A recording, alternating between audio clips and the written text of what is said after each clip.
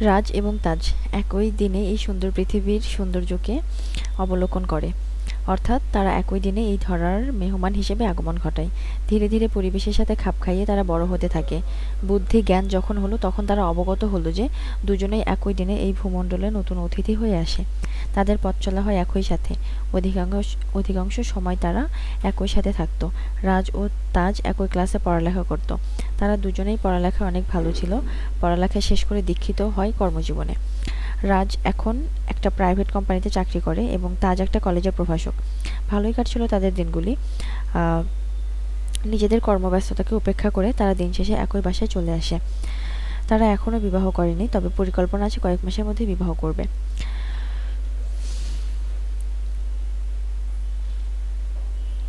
প্রতিটা দিন রুটিন মাফিক অতিবাহিত হচ্ছিল তাদের।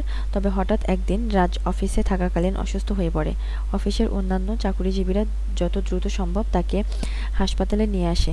ডাক্তার তাড়াতাড়ি চিকিৎসা শুরু করে, শরীরের নানা অঙ্গ প্রত্যঙ্গ পরীক্ষা করে। ডাক্তার অবাক হয়ে এক অপলক দৃষ্টিতে রাজের দিকে চেয়ে থাকে। তাজ তখন কলেজেই ছিল।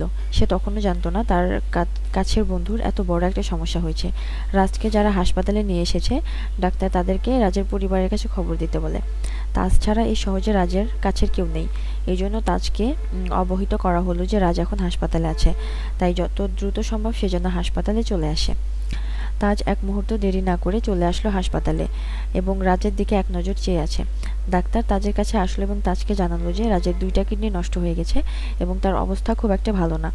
24 ঘন্টার মধ্যে তার শরীরে কিডনি প্রতিস্থাপন করাতে হবে, নতুবা তাকে আর বাঁচানো যাবে না। ডাক্তার তাজকে বলল রাজের ব্লাড গ্রুপ A+, সুতরাং তাড়াতাড়ি এই গ্রুপের ডোনার অন্বেষণ করুন। তাজের মুখে কেমন একটা হাসির কিরণ চমকাচ্ছে। সে ডাক্তারকে বলে ডোনার প্রস্তুত, আপনি যত তাড়াতাড়ি সম্ভব অপারেশনের বন্দোবস্ত করুন। ডাক্তার বলল এটা রক্তের ডোনার না যে এত দ্রুত পাওয়া যাবে। কে দিবে? তাজ বলল আমার রক্তের গ্রুপ A+, সুতরাং আমি আমার কিডনি আমার বন্ধুকে দিব। সবকিছু প্রস্তুত হয়ে গেল। তাজও কিডনি ডোনেট করার জন্য অপারেশন থিয়েটারে প্রবেশ করেছে। কিছুক্ষণের মধ্যে অপারেশন সম্পূর্ণ হয়ে গেল। রাজার জ্ঞান ফিরল, কিন্তু তাজের জ্ঞান ফিরল না। সে সবাইকে ছেড়ে চিরদিনের জন্য এই পৃথিবী ত্যাগ করে চলে গেল। আসলে তাজেরও একটা কিডনির সমস্যা ছিল, কিন্তু সে কখনো ডাক্তারসহ অন্যদেরকে জানায়নি।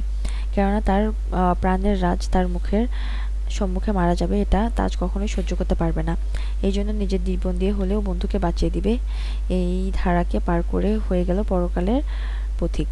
রাজ এই খবরটা অবগত হয়ে চিৎকার করে কেঁদে উঠল এবং সে কখনোই ভাবতে পারেনি তাজ এমন করবে। ডাক্তার রাজের সাথে লেখা লিখে দিয়ে বলল তাজ একটা তোমাকে দিয়ে গেছে। তাজ জিজ্ঞেস করলো তোমার সাথে কথা বলা যাবে কিনা, কিন্তু তুমি তো তখন অজ্ঞান হয়েছিলে, তাই আমি বারণ করে দিয়েছিলাম। পরে এই চিঠি সে তোমাকে দিতে বলেছে।